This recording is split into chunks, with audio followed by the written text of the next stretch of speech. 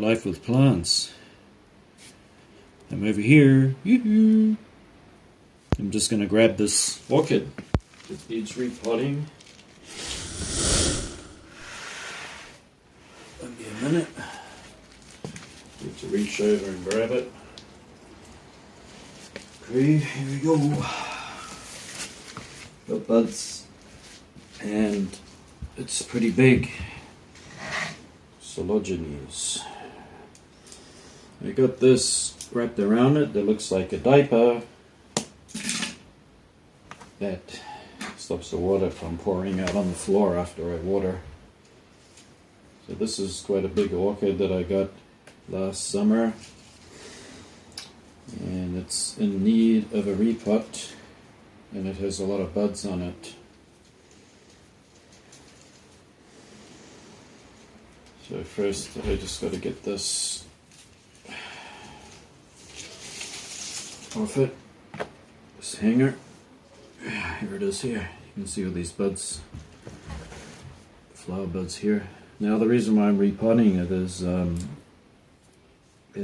going to start growing roots out of these bulbs here. And it's better to repot the Coelogyne before the roots start coming out, because once they do, it'll be hard to repot it. It won't settle in too well. So this plant has got 1, 2, 3, 4, 4, yep, 4 flower spikes, 4 and 5 and 6. We're gonna have a look inside. I'm not going to disturb the root ball too much, because that would be detrimental to the plant, and they don't like their roots disturbed. But I did go ahead and I used a soldering iron to make this lovely hockey mask, where it looks like a hockey mask, but I've made even more holes in this for air circulation. And I'm going to be using sphagnum moss. So this is in fine bark, and I'm going to wrap sphagnum moss around it. Let's see how this goes. I don't want to disturb the roots too much. Just want this to be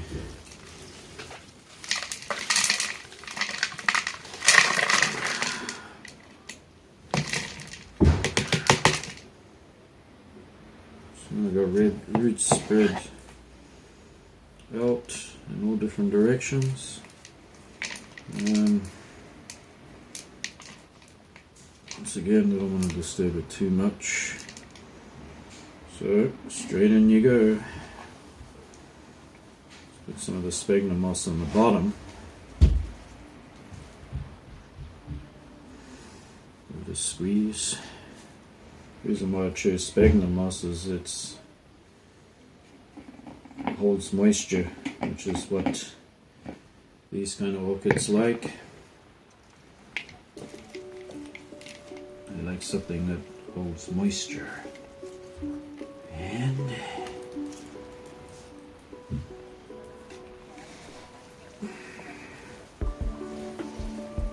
why did I choose to repot it? Well, once again, it is going to start sending roots out,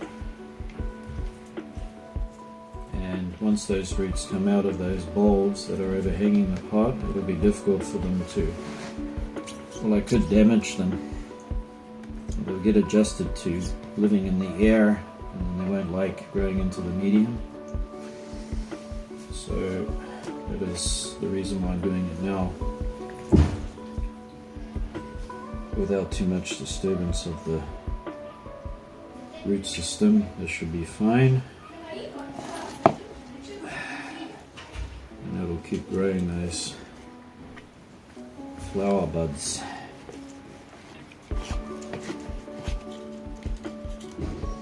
Usually I would wrap and insert, but in this case I would find that difficult to do.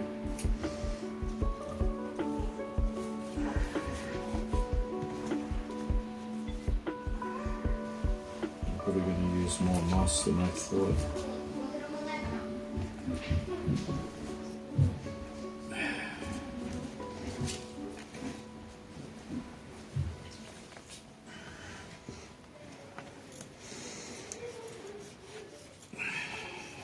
Should like this.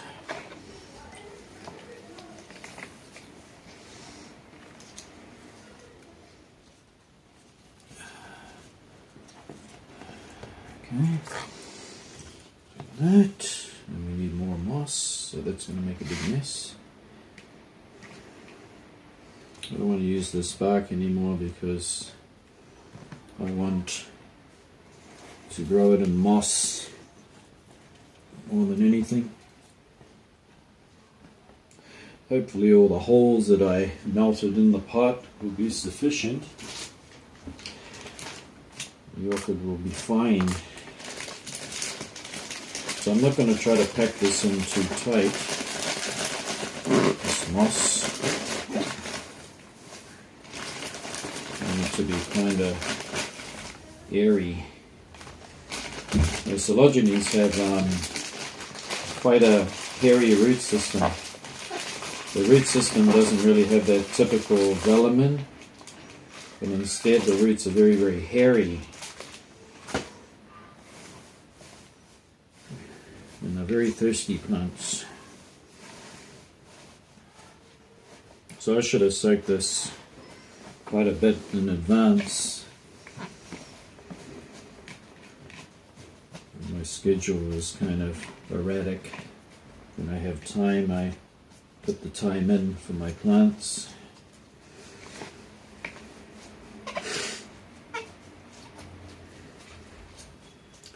A lot of people are afraid of using sphagnum moss.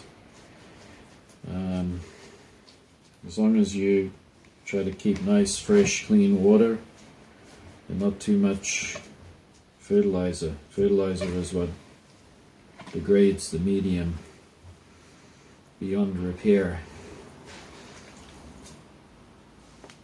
Alright.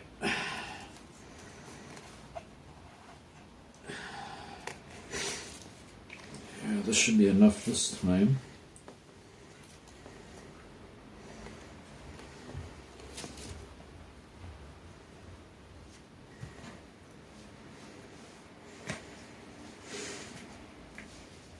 Hopefully it doesn't pack a sad and drop buds. Now this bulb is just hanging in there. The other side of the plant is fine. So what I'm going to do in the future is I'll let this plant fill this pot right up, and anything that grows outside of the pot will be taken as cuttings. So instead of just unpotting the whole thing and cutting it in half, I won't disturb the orchid. I will leave it in there and only cut what dangles out of the pot to grow new plants or whatever. That way I won't cause problems, because I'm scared of messing with the root system. So what I'm going to do now is just kind of push down around the edge of the pot, so when I water it doesn't all rush out. And I'm hoping that it's not going to cause the plant any problems doing this. But it is springtime.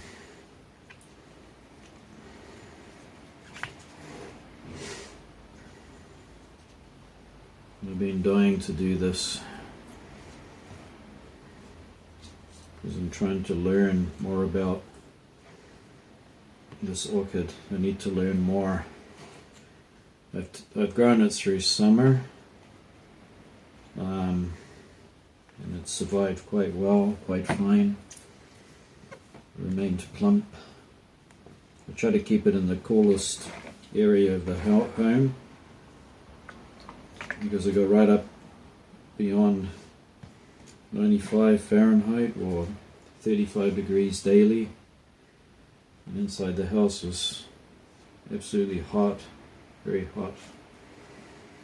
And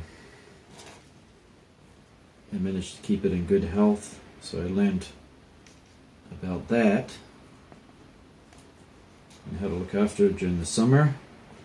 Now I'm trying to learn about repotting and keeping it happy and growing. So as I said before, I'm just apprehensive when it comes to cutting into it and splitting it into two. I just don't. I've heard stories about these plants taking a long time to recover from shock. So here it is.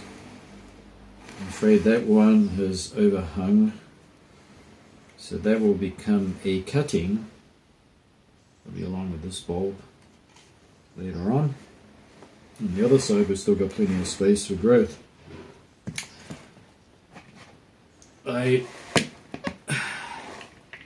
As I took it out, I did break a few roots.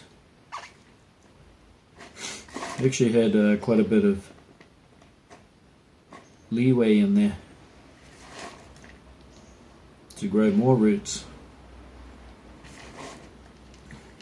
And it has a nice healthy root system. Very good. I think I can do with watering it more often. So it likes a constant supply of water, but not soggy wet, kind of just moist, kept moist. Kind of, if you think about a nice mossy wall or something like that kind of moist, but not saturated. So this is its new home. Here it'll stay and grow. I have the hanger here.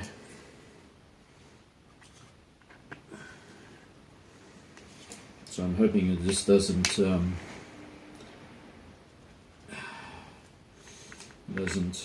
pack a sad bit, go downhill from now, drop its buds off and go into recession. I hope it doesn't do that. I hope I haven't disturbed it too much. It's going to be fine. Okay. I'm trying to put this hanger in now. It's kind of being awkward. Yeah. Well, I'll do it later. Anyway, this is the repot of the Coelogynes. Now I've got to clean up the floor, and once I have, I will get back to you so that you can have a good look at the plant. So I will be back very shortly. Alright, here it is. All repotted.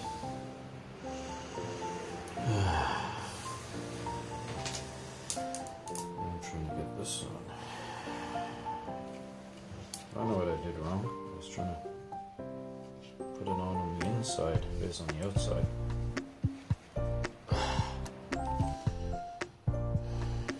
What?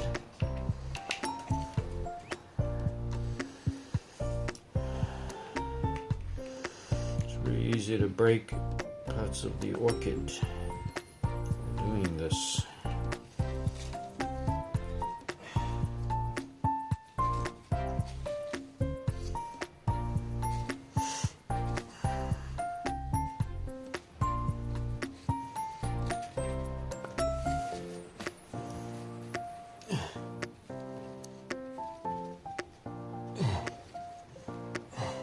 Hopefully I never have to repot this again.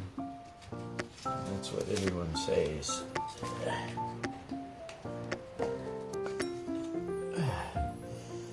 Okay.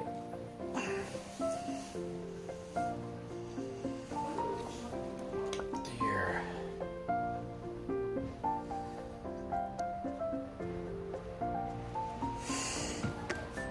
Let's have a closer look at it.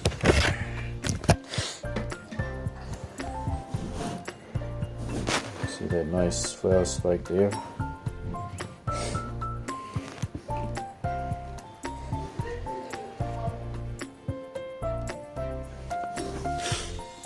Also one inside it, right there.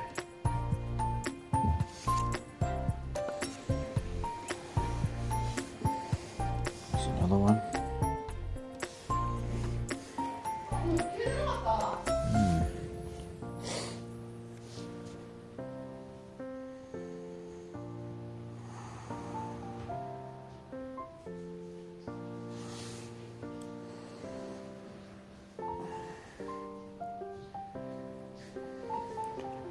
Sphagnum moss. You don't want to over fertilize this because it retains a lot.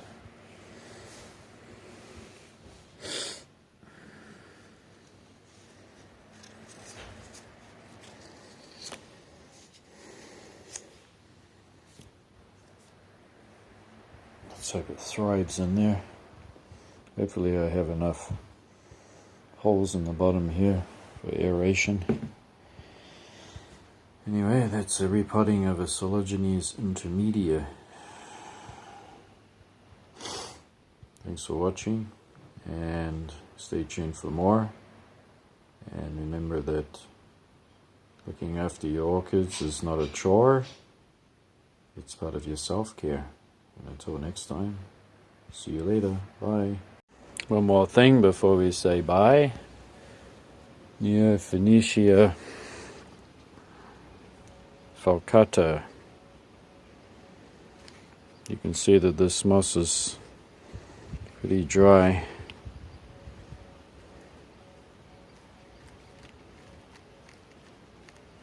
See, touching it. We gave a bit of a mist this morning, but for the most part it's pretty dry during the winter. That's how it likes it, believe it or not.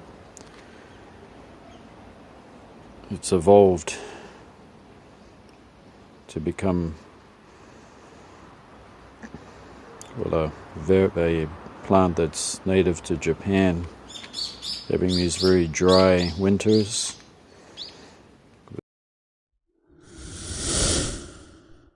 with not much water.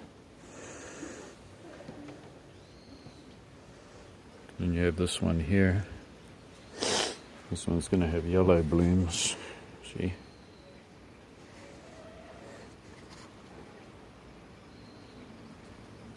When the spring rains come, they start to absorb and go into growth, and then go into flower in July. That's the monsoon season. One more up here.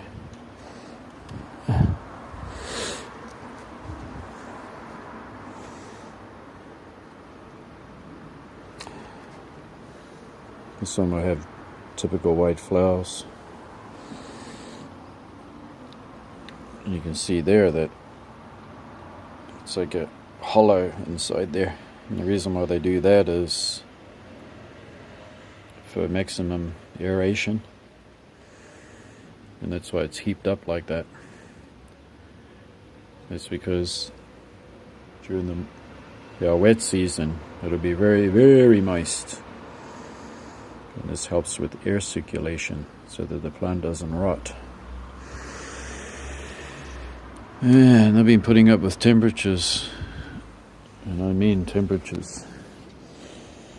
So the last ice has melted in the garden, except for the north side. It's still quite thick over there with snow. So temperatures have plummeted down to -4. -4 degrees, I don't know what that is in Fahrenheit. Probably 23 or 24 Fahrenheit. And that's during the night, and then during the day the sun comes out. Okay, these are... Actually, there's a bud right there. You can see that pink bud right there. This is one of my Dendrobium moniliformes. There's a much bigger one. In case you're wondering what the red foliage is, it's what happens in the winter, but it does not harm the plant one bit. It's totally hardy, used to cold temperatures. It'll even go without a lot of water, get very dry. This one almost has no medium, it's just growing straight in this terracotta pot. But during the summer, it won't want so much sun. It wants plenty of shade, just bright light, bright shade. That's how I should put it. Bright shade. That means like under a tree during the nice hot weather, and it's bright shade, so nothing direct, and plenty of humidity and water. But it should be fast draining because they are lithophyte and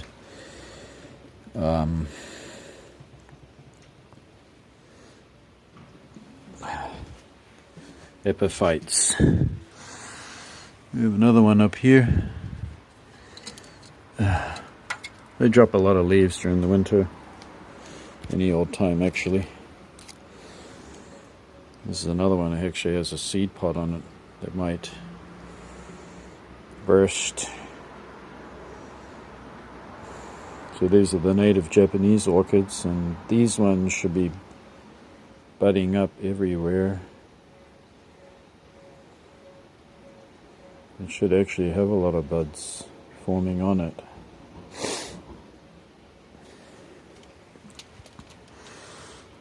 In the future, I'm going to be buying more of them and growing them on the trees in the garden downstairs. A lot of trees I could do with these. There's, for example, over there, that bare thing over there, that's a maple. So that would be a good place to grow the dendrobiums on, because it's nice. You get a lot of maximum sunlight during the winter, and then in the summertime it'll be nice and shady. So that's one possible tree that will have dendrobiums on it, and another one is that tree there that's deciduous at the moment. The one will have these dendrobiums growing on it in the future, but not on the orange trees.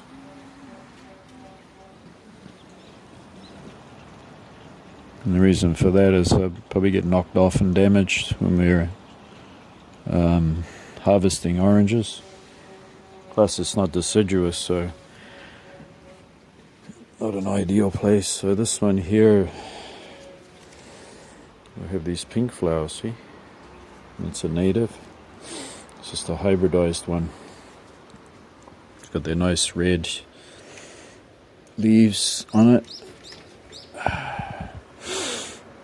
And this one here, this variety, it's a white flower with a greenish colored throat. I think that one will be starting to bud up soon too. It's got the typical potting style there, the Coelogyne, once again for maximum drainage, and it's got carnauba as the medium in the bottom. And carnauba is just a very porous volcanic rock that crumbles. It's very light, very fluffy, crumbles easily. Yeah. These dendrobiums have had a hard summer. They'll live through it. It was pretty tough. Yeah, anyway, that's the update on these ones. Well, I thought of it. And if you have any questions, let me know and I'll fill you in with the details. Anyway, once again, thanks for watching the repot. And if you have any questions, let me know. And we'll see you next time. Bye.